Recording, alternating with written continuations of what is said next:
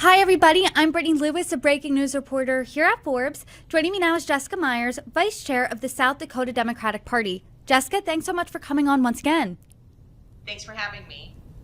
It was a big week, and it's been a big week this week and last week for South Dakota in terms of national politics. So I would love to get your reaction. Let's first start with the governor, Kristi Noem. She has been tapped by President-elect Donald Trump to be the DHS secretary. What are your thoughts? My thoughts of Governor Noem getting this appointment is of deep concern. Being from the state of South Dakota, she has consistently proven that she will do whatever it takes to accumulate power. And this is just another step on her path towards that. In the past, she has sent our guards, our National Guards, to the border, and she has used private dollars to do that. And I think that is a deep misappropriation of funds. It's a misappropriation of our military, and she continued to do that, and it has obviously been rewarded by the president-elect. I've had many conversations in this capacity about the immigration and what's happening at the southern border. And people from various states have said every state is a border state because of the crisis at the southern border. In South Dakota, what's the capacity with dealing with migrants? What does that look like? What does Kristi Noem's job look like when it comes to immigration? So let's make this perfectly clear. South Dakota's economy is dependent on immigrant work. We here in South Dakota have a 2% unemployment rate. We are within the margin of error, which means that we have no churn in our economy. The number one employer in our state is agriculture. And so the people that we need to have support our farmers are immigrant work. And she's talking out of both sides of her mouth right now, where she says that the border is a crisis. However, she is also benefiting from ag that is dependent on migrant work. And so it's really unfortunate that she is using this as the wedge issue to motivate the base. However, the base needs those migrants to have the crops, milk the cows, do all of the things that we need, and they're just making that process so much more difficult for our farmers and ranchers to get the job done.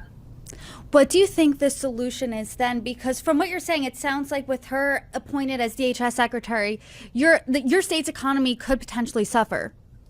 Yes, without a doubt it will. And what the solution is, I mean, we had a bipartisan bill that was being pushed forward by Congress. Everybody felt good about it, but Trump said no, and he tanked it when he wasn't in office because he wanted to run on it. It obviously worked. However, that was already negotiated through the Biden administration.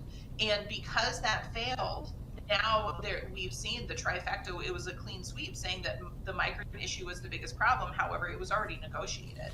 So here we are into another mess, and we have someone who is now going to be in charge of the border who does not have a college education, does not have the experience to negotiate this, and has no business being in charge of a multi-billion-dollar budget to quote unquote protect the border from Mexico.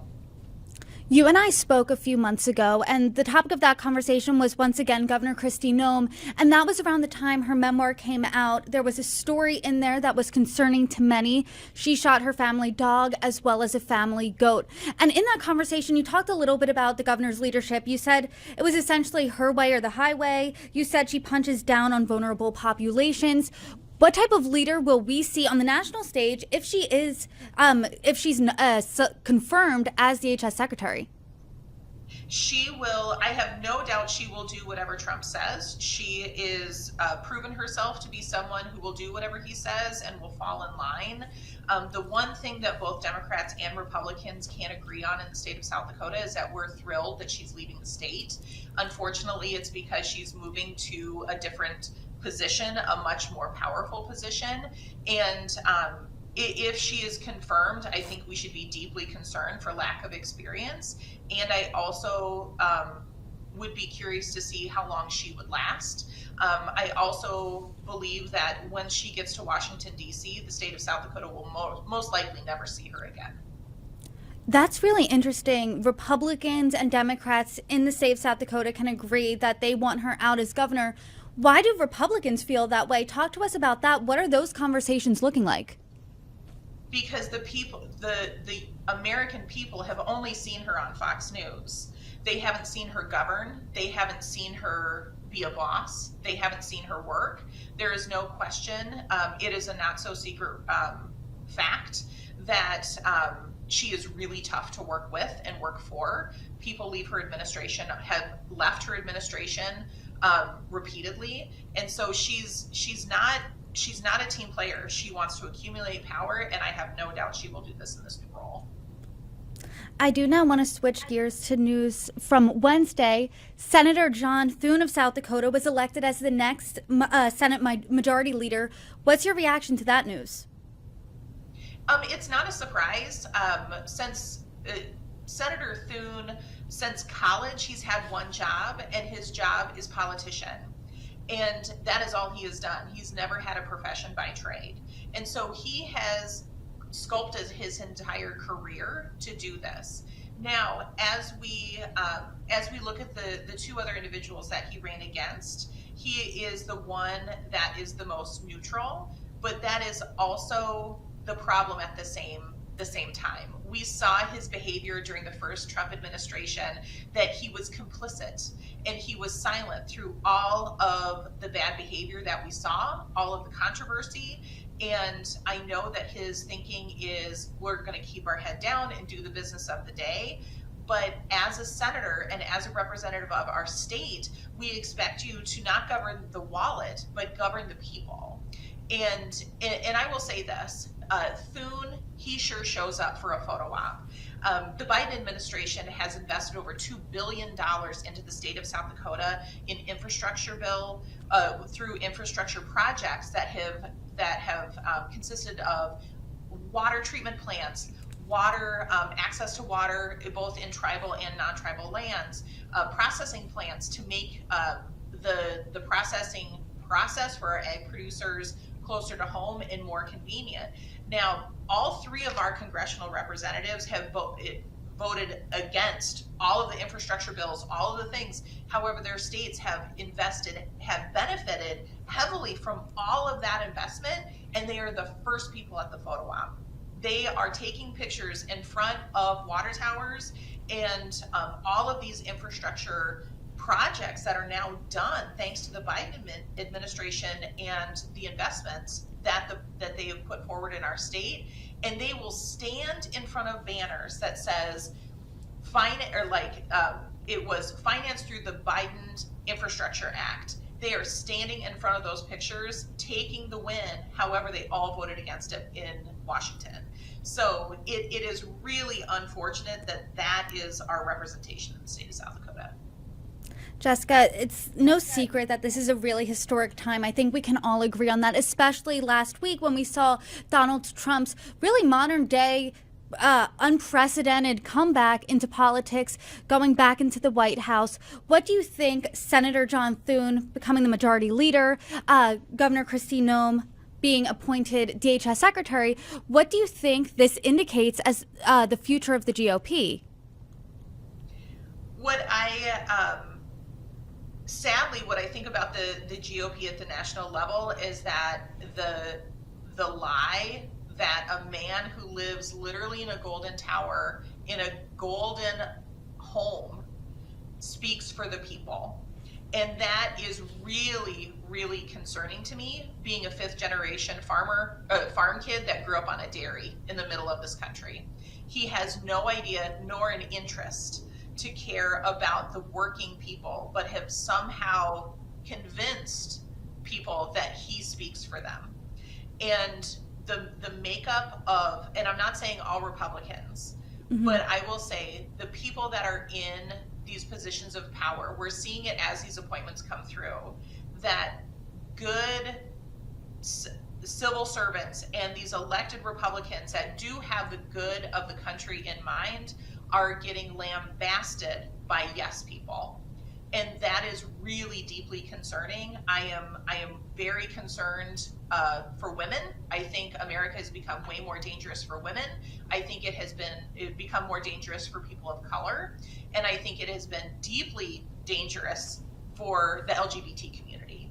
And now that they have both the House and the Senate, it is going to be. I am deeply concerned for the people of America, because what this election proved is that at the ballot box, we have just given a interstate highway path to tax cuts for Elon Musk, for these billionaires. Musk has purchased a seat in the White House and in the cabinet, and we should all be really concerned that they are having access to the best economy on planet Earth, that we have someone who has no experience running the most incredible, most powerful, and most expensive military in world history. And we have, as citizens, we have a lot to be concerned about. Last week, voters made their choice known, voted for Republicans to take control of the House, the Senate, and the White House. Donald Trump won the Electoral College. He also won the popular vote. So when you hear those numbers, millions of Americans weren't buying what Democrats are selling. So as a Democrat, does that mean you change your strategy at all? What does that look like? So as a Democrat, well, I will say this.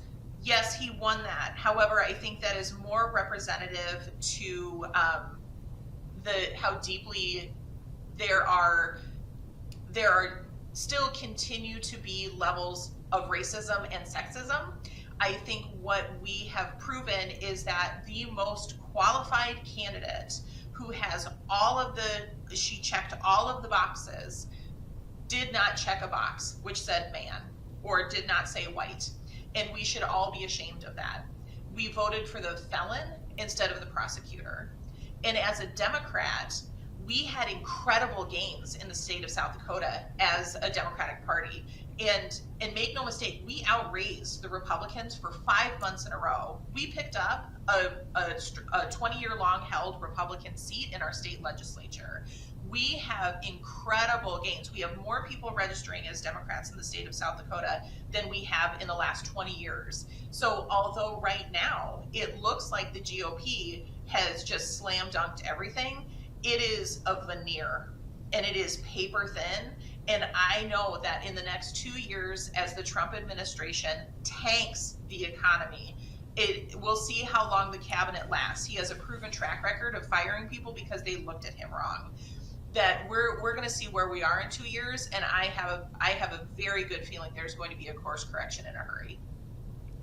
I spoke with a Democratic strategist the day after the election, and she said, this is a referendum on the left. We have to look at ourselves in the eyes because 70-something million Americans aren't sexist and racist. Obviously, racism and sexism exists in this country. What do you think is the main factor of this loss? Do you think it's what you're saying, racism and sexism? I think what it is that make no mistake, the Democratic Party and the DNC as a whole, we do need to take a look at how we are communicating our needs. But we have to also understand that we speak for all of the workers. We have always worked for the people. When you look at our unions, the unions are only getting stronger and stronger because they are protecting all of the people. All of the huge bills that are happening in the state of South Dakota are union made right now. And you wouldn't see that in a supermajority Republican state, but for the fact that there has been investments in all of these things.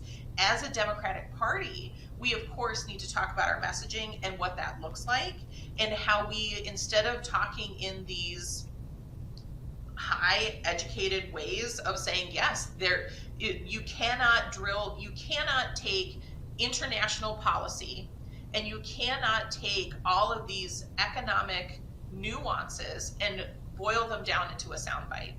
We have to take a look at how we are addressing our messaging. We have to take a look at who we stand for. And there's no question in my mind that as we start proving dollars to donuts who's actually producing, that it's going to come out on the Democratic side. And Bill Clinton said it at the DNC National Convention. When you looked at the last 50 years of job creation under either a Democratic or Republican leader, the Republicans are responsible for 1 million jobs created. Democrats, under a Democratic-led presidency, Democrats have created over 50 million jobs for Americans. So it's not even close who's working for the people and who's not. We just need to make sure that the American people understand who's actually producing it and that they vote that way accordingly. Jessica Meyers, I appreciate our conversation once again.